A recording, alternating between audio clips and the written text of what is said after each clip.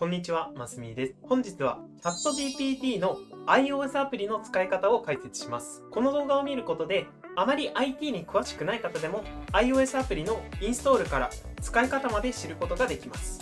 ChatGPT についてまだ知らない方は、こちらの動画を先にご覧ください。それでは本題に入ります。まず、アプリのインストール方法を説明します。Apple Store を開いていただいて、右下の検索からChatGPT と検索してみましょう。そうするといろいろなアプリが出てくるのですが、こちらの OpenAI のアプリをインストールしてください。これでインストールは完了です。次にアプリの使い方を説明します。開くを選択してアプリを起動しましょう。そうするとこのような画面が表示されます。まだアカウント登録されていない方は以前解説した動画をご参照ください。ここではアカウントがすでに登録されているという前提で進めます。今回は Google でログインをしていきます。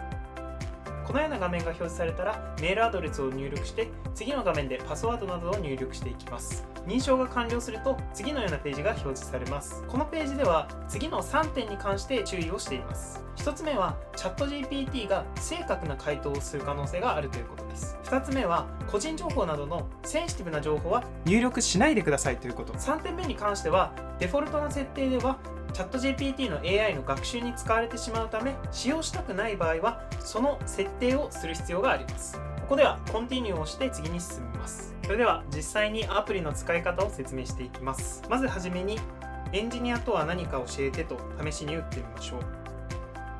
これで右側の矢印ボタンをクリックします。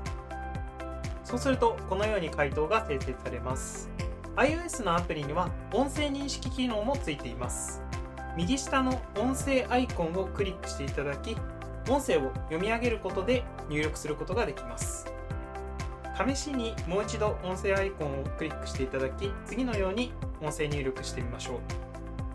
エンジニアの学習ロードマップを教えて、音声入力が完了したら今のように下側の画面をタップして止めることができます。これで送信してみましょう。もしもこのように回答が途中で止まってしまった場合、右側にある右矢印ボタンをクリックすることで続きを生成することができます。次にチャット履歴の確認方法を説明します。右上のアイコンをクリックしていただき、ヒストリーをクリックすることで履歴を確認することができます。またここに表示されているタイトルも変更することができます。現在はエンジニア学習ロードマップとなっていますが、右上のアイコンからリネームをしていただくと変更することができます。例えばエンジニアの概要と変更してみましょう。そうするとこのようにタイトルが変更されます。もしもチャットを削除したい場合はここで右スワイプをしていただくか、もしくは右上のアイコンからデリートをクリックすることで削除することができます。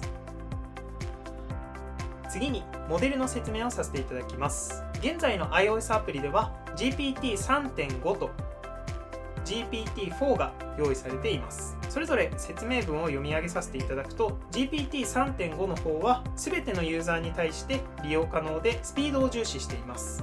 またほぼ無限回利用できます。一方で GPT4 の方はチャット GPT プラスのメンバーにしか使えません。そしてスピードよりも品質を重視しています。一方で使用回数には制限があります。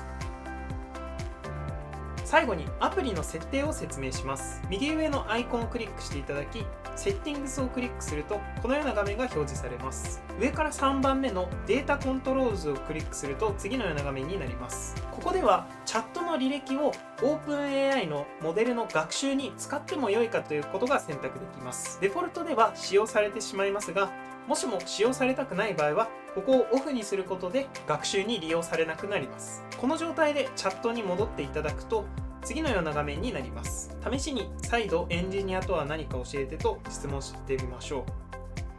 そうするとこのように回答は生成されますが、右上のアイコンからヒストリーを見てみるとこのようにヒストリーは表示されません。そして右上の右から2番目のアイコンをクリックすると先ほど設定したシークレットモードを解除することができます。こちらをターンオンにしていただくと今まで通りヒストリーを見ることができます。またその他にも設定の中にはハプティックフィードバック、すなわちバイブレーションのような機能をオフにする設定や音声入力をする時の主言語を選択することもできます。こちらでアプリの使い方の説明は以上です。